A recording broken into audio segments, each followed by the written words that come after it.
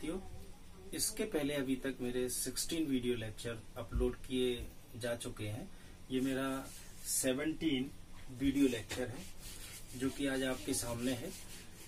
विद्यार्थियों, अभी तक हमारी काफी चर्चा the Indian contract act second पर हो चुकी है। आज मेरे द्वारा जो विषय लिया गया है वो है what is the authority given by principal to agent.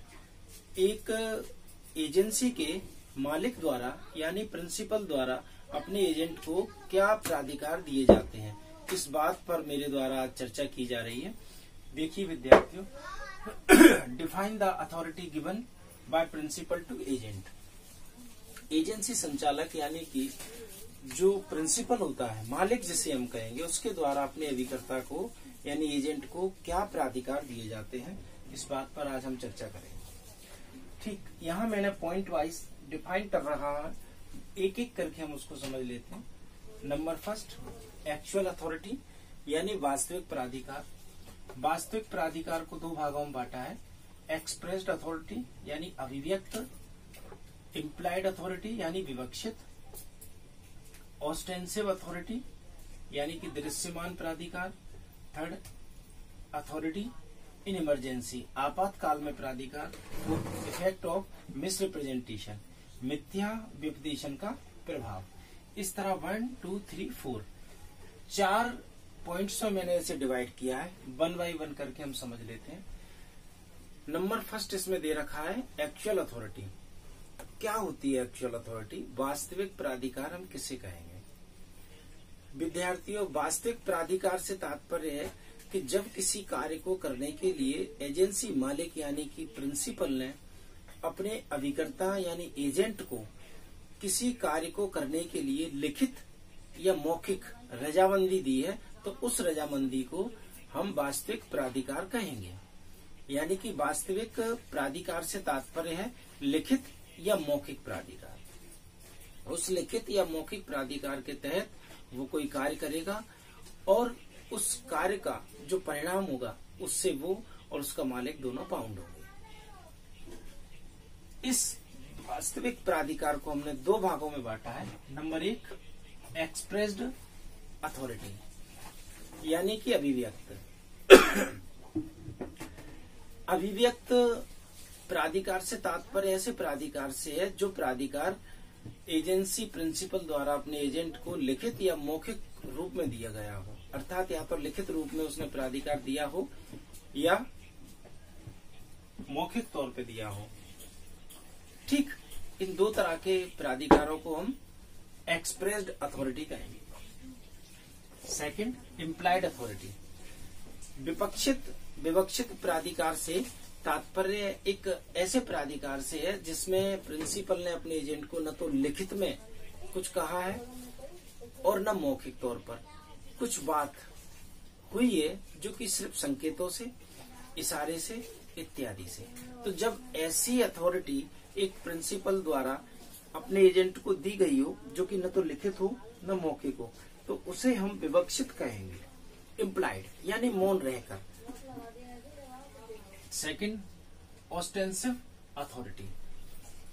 ऑस्टेंसिव authority से तात्पर्य एक ऐसी अथॉरिटी से है जिसके तहत एक एजेंसी प्रिंसिपल द्वारा अपने एजेंट को एक अथॉरिटी दी जाती है। उस अथॉरिटी में ये माना जाता है कि मालिक ने कुछ नहीं कहा किसी तीसरे व्यक्ति से, लेकिन तीसरे व्यक्ति ने ये देखकर कि ये जो व्यक्ति कार्य कर रहा है शायद यही मालिक है, और ये सोचकर अपने मन में एक धारणा बना ली जाती है कि जो व्यक्ति हमारे सामने किसी व्यापार के संबंध में कुछ टर्म्स लेकर आया है, इसका तात्पर्य वह स्वयं ही मालिक है।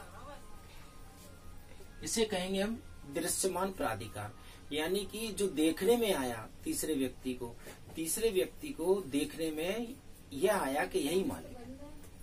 Third, authority in emergency. आपातकाल में प्राधिकार। जब एक एजेंसी मालिक द्वारा अपने एजेंट को कुछ प्राधिकार दिए गए हैं और वो प्राधिकार आपातकाल के लिए दिए गए हों, जैसी कुछ ऐसी आपातकाल की परिस्थिति है जिसमें कुछ कदम उठाना है, तो उसे हम authority given by principal in a emergency period. Fourth, effect in misrepresentation. ध्यान रहे विद्यार्थी, ये बात सच है कि अभिकर्ता अपनी ओर से कुछ नहीं कहता है, वह कहता है जो उसके मालिक द्वारा उसे समझाया जाता है, और प्रत्येक उसके द्वारा कहा हुआ शब्द अपने मालिक को लाभ पहुंचाने के लिए होता है।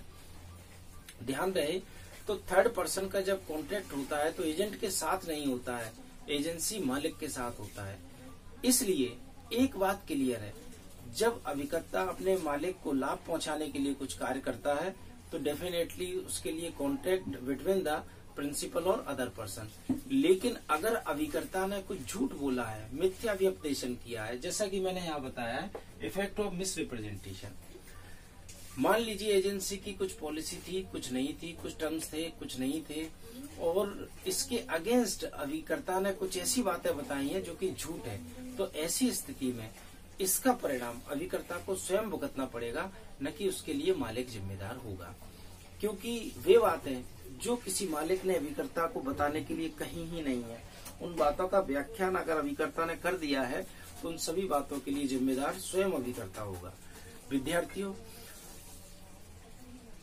कॉन्ट्रैक्ट सेकंड में एक एजेंसी के मामले में प्रिंसिपल यानी कि एजेंसी मालिक द्वारा अपने अभिकर्ता को जितने भी अधिकार दिए जाते हैं वो यही अधिकार है।